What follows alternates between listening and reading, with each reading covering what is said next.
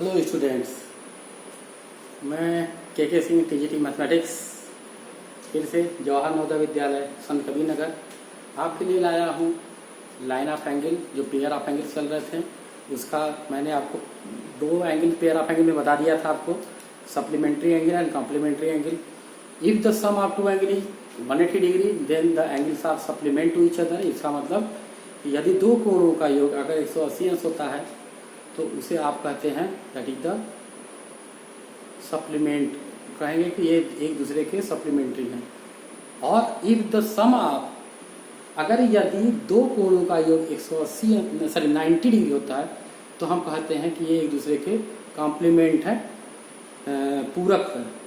अगर इसका मतलब ये हुआ कि अगर एक कोण अगर आपको दिया हुआ है और उसका संपूरक निकालना है तो 180 से सब्ट्रैक्ट कर दिया तो संपूरक कोण निकल जाएगा, सप्लीमेंट्री एंगल निकल जाएगा। और अगर 90 में से सब्ट्रैक्ट कर देते हैं तो आपको दूसरा का कॉम्प्लीमेंट्री एंगल निकल जाएगा। ठीक है, दोनों केसेस में, अगर दोनों केस में चाहे वो सप्लीमेंट्री एंगल हो या कॉम्प्लीमेंट्री एंगल, दो चूंकि पेयर है तो अगर पेयर में से एक एक्सटेंड करता है यानी इंक्रीज करता है तो दूसरा डिक्रीज करेगा, अगर एक डिक्रीज करेगा तो दूसरा इंक्रीज करेगा।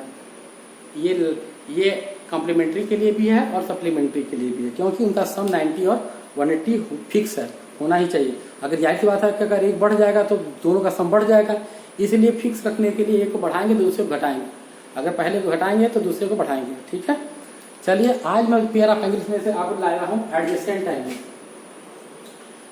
और पहले लीनियर पेयर और वर्टिकली अपोजिट। पहले देख लीजिए एडजेसेंट पेयर, काफ़ी इंपॉर्टेंट है, इसको समझना आपको बहुत निहायत आवश्यक है, जब अच्छे से समझना पड़ेगा। इसमें ये थोड़ा सा मुश्किल नहीं है, लेकिन थोड़ा सा मुश्किल तो नहीं है लेकिन कठिन जरूर है बाकी के कंपेयर में। सप्लीमेंट एडजेसेंट एंगल में आपको ये दिखा दे, दो ऐसे angle, two angles are said to be the adjacent are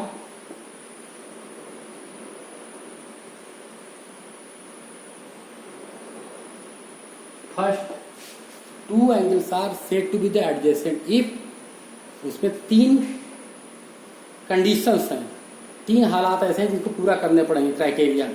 पहला, if their vertex is the common, if their vertex is common. Second, पहले तो इसका एक वर्टेक्स कॉमन होगा। Second, each arc is common and one side is also common, and the third, non-common sides, non-common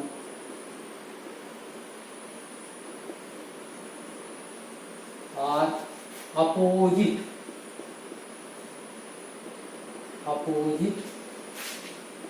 to common side। इसको समझने की कोशिश प्रयास कीजिए आप कि दो ऐसे कोण, दो ऐसे एंगल जिनका वर्टेक्स कॉमन हो। आप जानते हैं वर्टेक्स क्या होता है, ये है इसका एक वर्टेक्स, ये दो साइड्स होते हैं किसी भी एंगल पे, ये एक साइड होता है, एक साइड होता है, जहां पर वो दो एक दूसरे मिलते हैं दैट इज द वर्टेक्स। आप जानते हैं इंक्लिनेशन बिटवीन टू लाइंस, दो भुजाओं के झुकाव को में जो कोण बनता है दैट इज द वो एंगल होता है। अब इसके साइड्स और इसके साइड जहां पर मिलते हैं that is the vertex. According to definition of the adjacent angle, adjacent angle are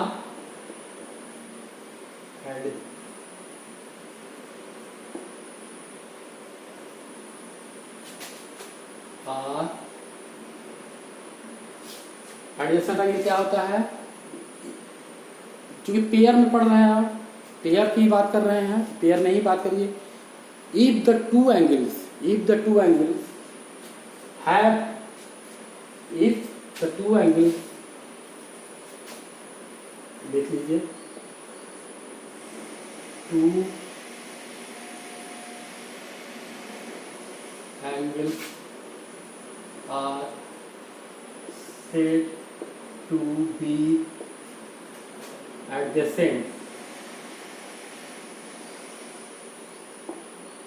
if दो एंगल एडजेसेंट कहलाएंगे यदि देयर वर्टेक्स इज कॉमन, उनका वर्टेक्स कॉमन हो, and one side is also common, एक उसका साइड कॉमन हो। Third, non common side, जो common नहीं है, वो जो कॉमन भाग है उस कॉमन साइड से उसके अपोजिट हो। ठीक है, अपोजिट होना चाहिए। तीनों कंडीशन फॉलो करेगा तभी क्या कहलाएगा, एडजेसेंट कहलाएगा। ठीक है, आपको मैं फिर से दिखाने, इसको ध्यान से देखिए, मैं फिगर से आपको समझाने की कोशिश कर रहा हूँ। टू एंगल्स, मान लीजिए ये दो एंगल हैं, एक एंगल ये है, एक एंगल ये है, ये ए ओ बी, ये मान लीजिए सी ओ डी। इसमें जो वर्टेक्स दोनों में कॉमन है, सी ओ डी पढ़ रहे हैं आप, एंगल सी ओ डी पढ़ रहे हैं, या एंगल ए ओ बी पढ़ रहे हैं, दोनों का वर्टेक्स ओ है। इसमें वर्टेक्स कॉमन है, but one side is common कहना चाहिए, लेकिन इसमें कोई भी पॉइंट ए ओ बी कह रहे हैं या सी ओ डी, इसमें ओ के अलावा कुछ कॉमन नहीं दिख रहा है, इसमें कोई भी साइड कॉमन नहीं है। इसलिए ये क्या है, कॉमन वर्टेक्स तो था लेकिन कॉमन साइड नहीं है, तो इस कारण से यह एडजेसेंट नहीं है। अब देखिए दूसरा,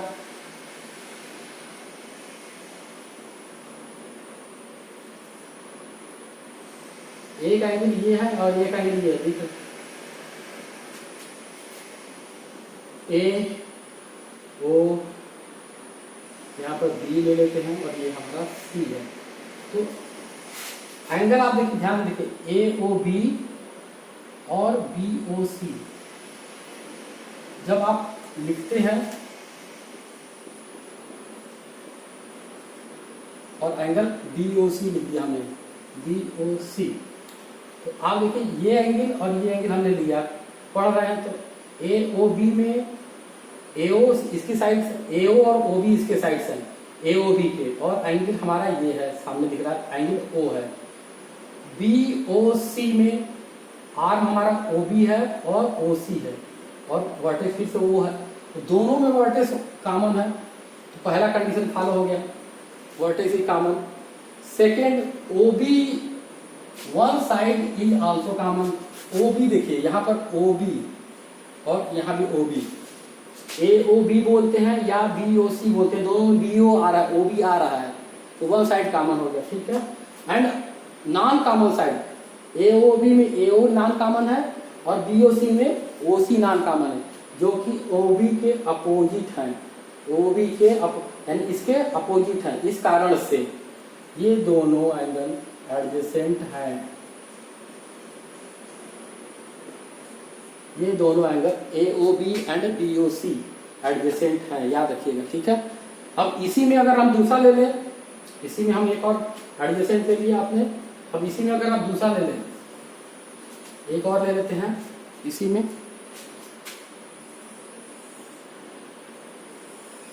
ये देखिए एक एंगल ये बन रहा है और एक पूरा एंगल ये बन रहा है, हम ये वाला लेंगे, A O B C, A O B and B O, हमारा ये वाला एंगल जो डबल लाइन से मैंने दिखाया है आपको, डबल से, ये है हमारा ए ओ बी, और पूरा जो ये मैं पूरा दिखा रहा हूँ वो है ए ओ सी, यहाँ पर ए ओ सी। ठीक है, ए ओ बी यानी ये वाली एंगल, ए ओ सी यानी ये वाली एंगल, दोनों में ओ कॉमन है, अकॉर्डिंग डिफिनेशन पहला कंडीशन फॉलो हो जा रहा है। ठीक है, वर्टेक्स ही common. Second, A O B में और ए ओ सी में ए ओ कॉमन है, वन साइड कॉमन हो गया। ठीक है, नेक्स्ट नॉन कॉमन साइड्स यानी O B and O C, non common side A O B का ओ बी है और ए ओ सी का ओ सी है।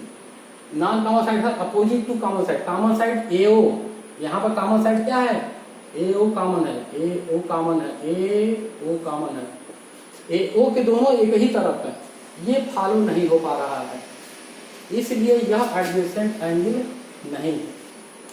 ए O B and A O सी क्या है, एडजेसेंट नहीं है, ये एडजेसेंट एंगल का दो कंडीशन फॉलो कर रहा है, common vertex common side, but तीसरा condition non common sides is not opposite to the common side, ये अपोजिट में नहीं है, ये दोनों एक ही तरफ है, दोनों दो दो तरफ होना चाहिए जैसे पहले वाले में था आपका, ठीक है। तो ये आपका एडजेसेंट एंगल था। If the two adjacent if to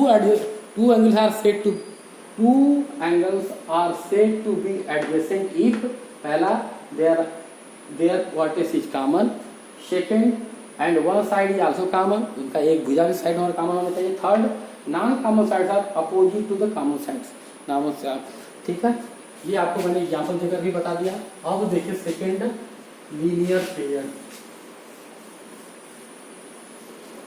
रैखिक युग्म, हिंदी में बोलते हैं आप रैखिक युग्म। आप ये इसको देखिए, if the sum of two adjacent angle is 180 degree, if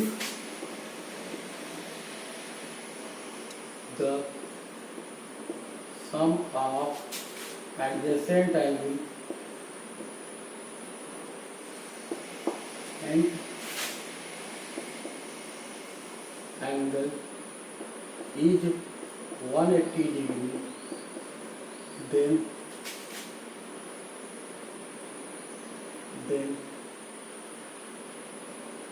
angles are said to be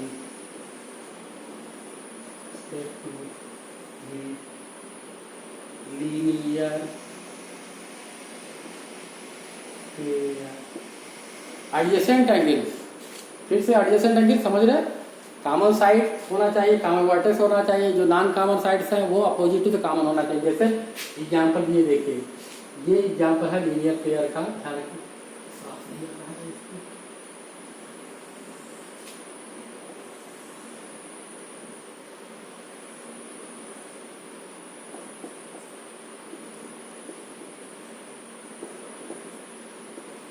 ठीक है।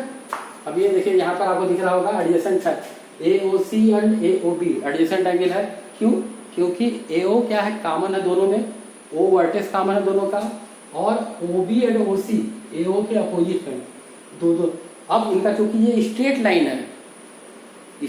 है, इनका सब जाहिर सी बात है 180 डिग्री होगा, क्योंकि हम जानते हैं स्ट्रेट एंगल, अभी आपने पढ़ा है कि स्ट्रेट एंगल क्या होता है, 180 डिग्री के बराबर होता है। तो यहाँ पर आपका दोनों एंगल का सम जो है 180 डिग्री है।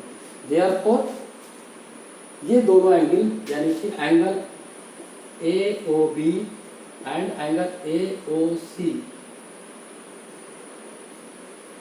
आपके लीनियर पेयर हैं, ठीक है। अब नेक्स्ट देख लीजिए vertically opposite angle. Vertically opposite angle, जब दो लाइन एक दूसरे इंटरसेक्ट करते हैं, इस तरह से इंटरसेक्ट करते हैं, तो जो एंगल का फॉर्मेशन होता है ये इस तरह से, ये हमारा वर्टिकली अपोजिट होता है, जिसे हम शीर्षाभिमुख कोण भी कहते हैं, और ये आपस में इक्वल होते हैं,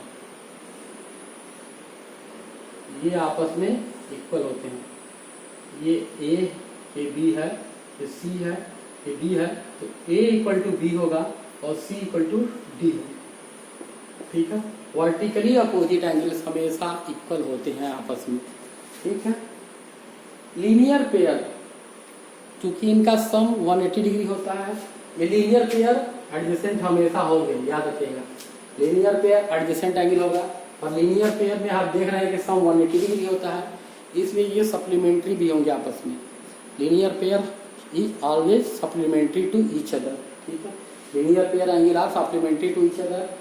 लीनियर पेयर का सम, अभी आपका डिफिनीशन ही में लीनियर पेयर का डिफिनीशन ही है कि if the sum of adjacent angles, तो एडजेसेंट एंगल ऑलरेडी है, लीनियर पेयर एडजेसेंट होगा, लेकिन एडजेसेंट एंगल लीनियर पेयर होगा ये कोई आवश्यक नहीं है, ठीक है।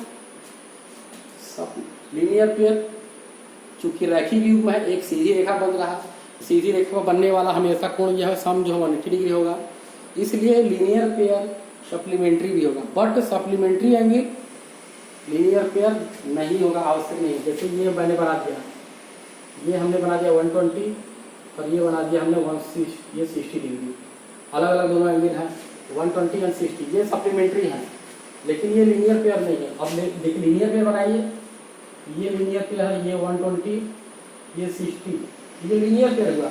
क्योंकि इनका पेयर 160 180 होना ही है, इसलिए ये सप्लीमेंट्री होंगे। ठीक है, तो ये यहाँ ध्यान रखिएगा। एडजेसेंट एंगल बिल्कुल आप थोड़ा सा कम ध्यान से करिएगा, आसान है लेकिन मुश्किल है, लेकिन आसान कठिन नहीं है। लीनियर पेयर आसान है। तो ये आपके 5 पेयर ऑफ एंगल से कॉम्प्लीमेंट्री एंगल, सप्लीमेंट्री एंगल, ठीक है। थर्ड आपका एडजेसेंट एंगल, फोर्थ आपका vertically opposite angle, fourth linear pair and vertically opposite angle, जिसे मैंने आपको एक्सप्लेन कर दिया।